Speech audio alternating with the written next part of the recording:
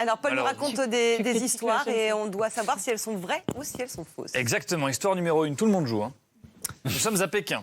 Voilà 10 heures que Bartek attend que son avion décolle. 10 heures qu'il est assis sur son siège et que rien ne bouge. La faute à cette pompe hydraulique qui refuse de fonctionner. Mais l'équipage est très clair. Tant que cette pièce ne sera pas remplacée, l'avion ne décollera pas. Bartek tente de se calmer, prend une grande inspiration. Ah, annonce du capitaine.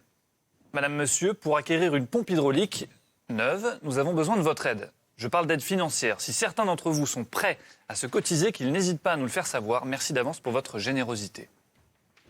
Il faut que nous, les passagers de l'avion, on paye la pompe hydraulique pour que l'avion décolle. En même temps, Bartek n'a qu'une envie, c'est de rentrer chez lui, à Varsovie, et le plus vite possible, il n'en peut plus. Alors il se lève, il se rend à l'avant de l'appareil où il retrouve 3 autres passagers. Chacun donne une somme d'argent. Pompe hydraulique neuve, l'avion décolle. Histoire vraie ou histoire fausse? Alors, Kéron. Moi, quand c'est trop gros, je dis vrai. Alors, moi, je vais faire comme toujours, je vais suivre l'invité, je vais dire vrai aussi. Ouais, mais c'est pas bon signe pour l'invité, si vous le suivez. Pourquoi? Parce que vous vous gourrez souvent, je vous rappelle. Ah oui, c'est vrai que je me trompe souvent. Mais bon. Non, mais ça, c'est trop gros, c'est vrai. David? Moi, je pense que les Chinois sont des gens sérieux. C'est un gros avion? C'est chinois. C'est pourquoi une vous pas- compagnie, c'est une compagnie polonais, non polonaise. Polonais, en Pologne, c'est sûr, ils peuvent demander aux Sur gens. un vol Pékin-Varsovie. Ah, Fera c'est ça. C'est des longs courriers et tout ça. Moi, je dis que c'est faux. Mais enfin, Camille? Moi, je serais toujours de ton avis, David. Bon, t'as bien allez. raison. Donc, On a de l'équipe vrai, des vrais de contre faux. l'équipe des fausses. Figurez-vous que c'est une histoire vraie. Non, Bravo. Ouais. bravo, merci Histoire Kéron. vraie. Merci beaucoup. Pour une fois que je gagne. Ça va sur mes collègues. Incroyable. Ça a coûté combien? Ça a coûté très cher, Isabelle. Très vrai cher, Isabelle. Ouais, bon, C'est ce qu'on dit quand on n'a pas la réponse. Deuxième histoire. Deuxième histoire. L'histoire se passe vendredi soir à Rotterdam. Il est 22h30. Didier Deschamps est agacé. L'équipe de France vient de concéder une défaite face aux Pays-Bas.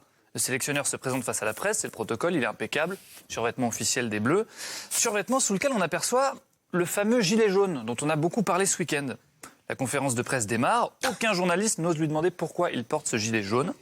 En revanche, le lendemain, un certain Guy Stéphane, adjoint de Didier Deschamps, révèle à la presse que le sélectionneur a effectivement choisi de faire ce geste en signe de soutien aux manifestants qui manifestent contre la hausse du prix de l'essence. Kéron?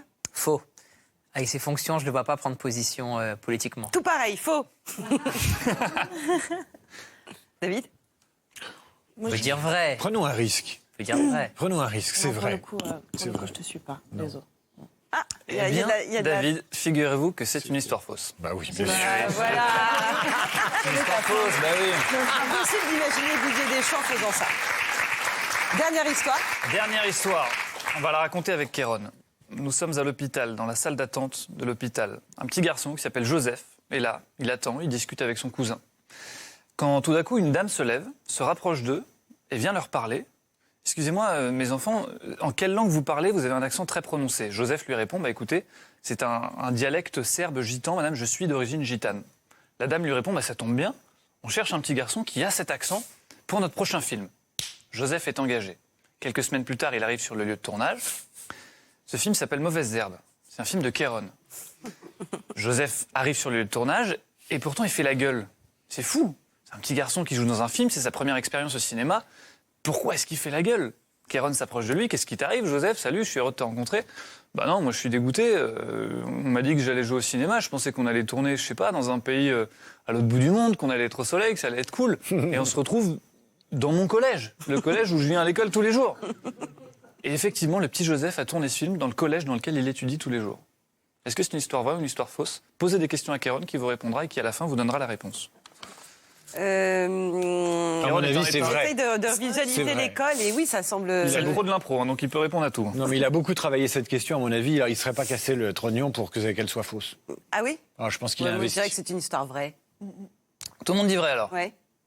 Ouais, dis-leur, vas-y. Bon, bah, Bah, c'est ton histoire, vas-y. C'est une histoire vraie. bravo. C'est vrai. Et vous avez répondu quoi?